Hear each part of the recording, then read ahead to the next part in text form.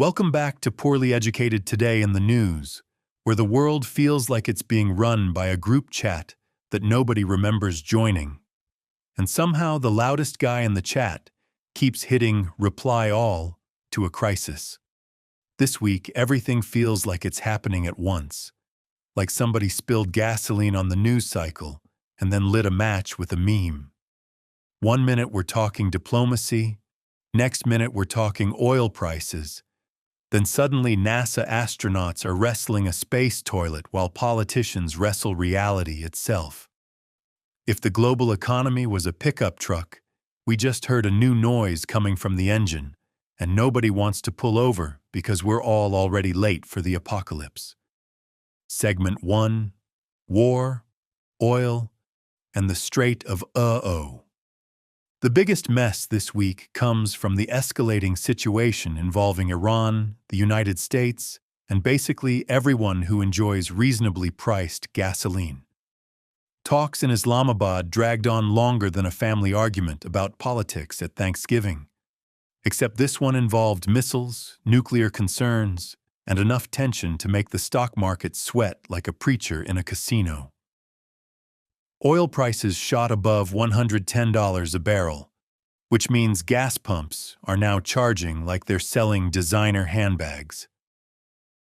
Every time a tanker hesitates near the Strait of Hormuz, the global economy flinches like a cat hearing a cucumber drop. Here's the thing about oil markets. They're more dramatic than reality TV.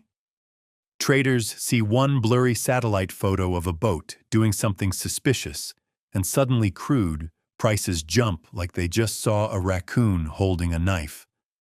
The whole situation feels like two guys revving engines in a parking lot, while the rest of the world is yelling, "Please don't crash into the only grocery store."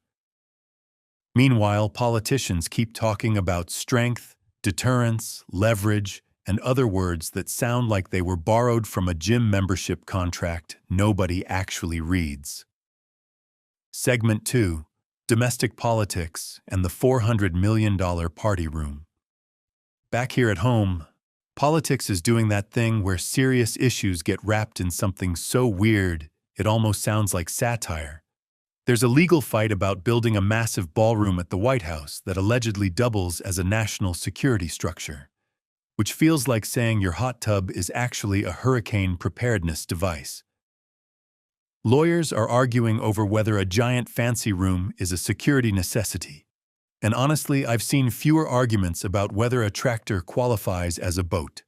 At the same time, debates about presidential fitness are heating up again, with politicians arguing about the 25th Amendment like it's the emergency brake on a train that everyone hopes never gets pulled.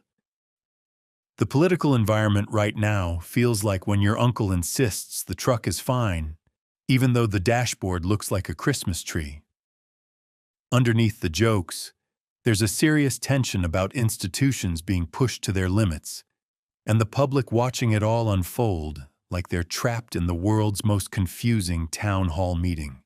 Segment 3: Economy doing the hokey pokey. Economically speaking, things feel like they're doing the hokey pokey. Inflation in, job growth out, interest rates shake it all about. Job growth numbers are crawling along slower than a tractor stuck in wet grass, and economists are whispering the word stagflation like it's a ghost story told around a campfire made of shredded tax forms. Energy prices are rising, labor force growth is slowing, and everyone's waiting to see whether the Federal Reserve decides to tap the brakes or just duct tape the steering wheel. The weird part is the economy doesn't usually brake loudly, it creaks first. You start hearing phrases like structural adjustments and market uncertainty, which are basically professional ways of saying, we're not totally sure what happens next. It's like when the check engine light comes on, but the truck still runs fine, so you just turn the radio louder and hope the problem respects your optimism. Segment 4: Space Travel and the $23 million space toilet. While the planet argues about resources, NASA sent humans back toward the moon, And somehow the biggest technical problem involved a malfunctioning space toilet. Imagine traveling hundreds of thousands of miles beyond Earth, only to discover the real enemy is plumbing.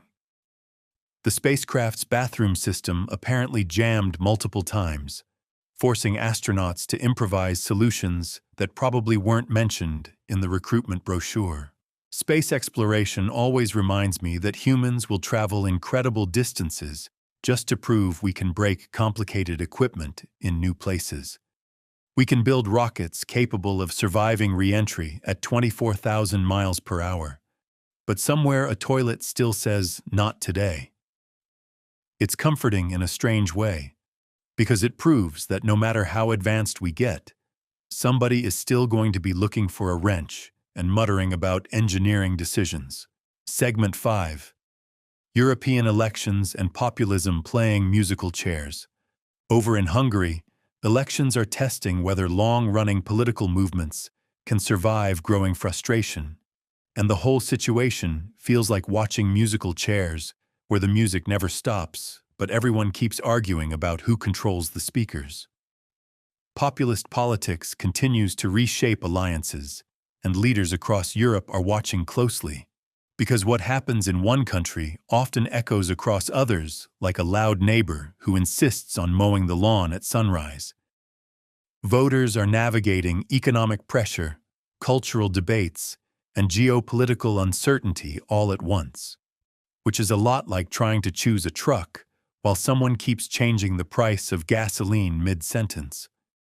Beneath the humor, these elections show how political identity is becoming less about traditional parties and more about who people trust to steer through chaos without driving straight into a ditch.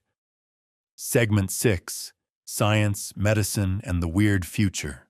Meanwhile, scientists continue doing incredible work that barely gets attention because it doesn't explode.